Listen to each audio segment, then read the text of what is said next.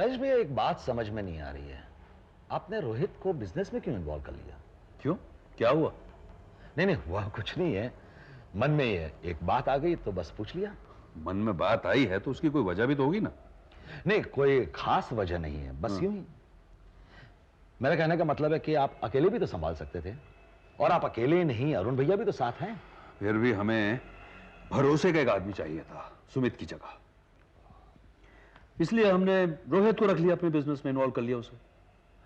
नहीं, अच्छा किया आपने रोहित को बिजनेस में इन्वॉल्व कर दिया। रोहित एक समझदार लड़का है, अपनी जिम्मेदारी को अच्छी तरह से निभा भी सकता है, लेकिन है तो वो पराया ना, कब क्या कर जाए कुछ कहा नहीं जा सकता। तुम ऐसा क्यों कह रहे हो? राजेश भैया, मेरी बात का आप गलत मतलब ना निकालें, क्योंकि मैं जब भी जो कुछ कहता हूं या करता हूं, इस घर की भलाई के लिए कहता हूं।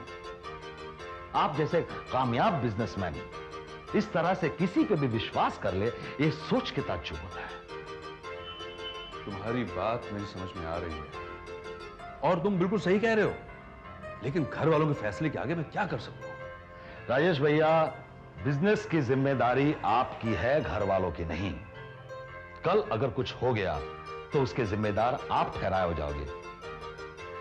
रोहित आप लोगों के दिल के करीब क्यों ना हो, लेकिन एक बात आप लोग ना भूले कि वो एक बिजनेसमैन का बेटा है, कब कौन सा रंग दिखा देगा कुछ कहा नहीं जा सकता है।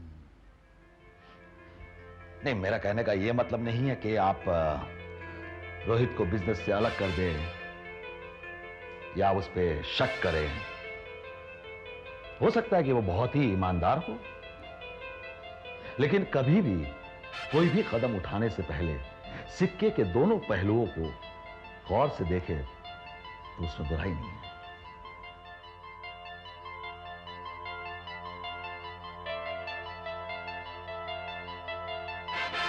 सुमित, देखो, मुझे कहना तो नहीं चाहिए, लेकिन एक बात मेरे दिल में बार बार आ रही है, इसलिए मैं कह रहा हूं, ये जो हम कर रहे हैं क्या ठीक कर रहे हैं? क्या ठीक कर रहे हैं भैया? मेरी बात का गलत मतलब नहीं निकालना। तुम्हारी जगह रोहित को जो ऑफिस की जिम्मेदारी सौंपी है, क्या ये ठीक है? मगर इसमें क्या बुराई है? नहीं, बुराई इसमें कुछ नहीं है, लेकिन बार बार मुझे लग रहा है कि शायद हम गलत कर रहे हैं। क्यों? आपको ऐसा क्यों लग रहा है? क्या रोहित ने कुछ गलत काम कर दिया? नहीं, उसने गलत तो कुछ नहीं किया, लेकिन पता नहीं, तुम्हें नहीं लगता कि हम उस पर कुछ ज्यादा ही बोझ डाल रहे हैं? अरे भैया, जब वो इतनी अच्छी तरह से काम कर रहा है तो हमें टेंशन लेने की क्या जरूरत है? नहीं, बात यह है, मैं इसलिए ये सब सोचने में मजबूर हूं। तुम तो यहां पायल की देखभाल में लगे हुए हो, अरुण बिजनेस मीटिंग्स में उलझा हुआ है, और मैं ऑफिस की बाहर की जिम्मेदारियां संभाल के बैठा हूं, और सारा ऑफिस का मामला रोहित के हाथों में है। मुझे ऐसा लग रहा है कि कहीं खैर जाने दो। आपके दिल में कुछ और, जुबान पे कुछ और है। आप साफ साफ बताइए ना, बात क्या है? सुमित, माना रोहित हमारे साथ बरसों से रह रहा है, इस घर का एक बेटे जैसा ही है, लेकिन किसी की नीयत बदलते तो देर नहीं लगती। कल को उसकी नीयत बदल गई तो?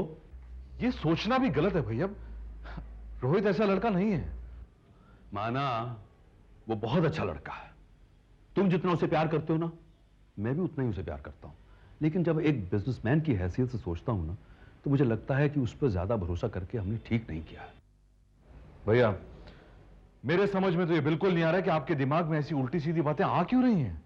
जिस ढंग से वो ऑफिस में इंटरेस्ट ले रहा है ना, ये देख के मुझे लग रहा है। आप अपने दिमाग से ये बातें निकाल दीजिए। अगर आपके दिमाग में ये बातें रहेंगी तो हमारा कंधे से कंधा मिलाकर काम करना दुश्वार हो जाएगा।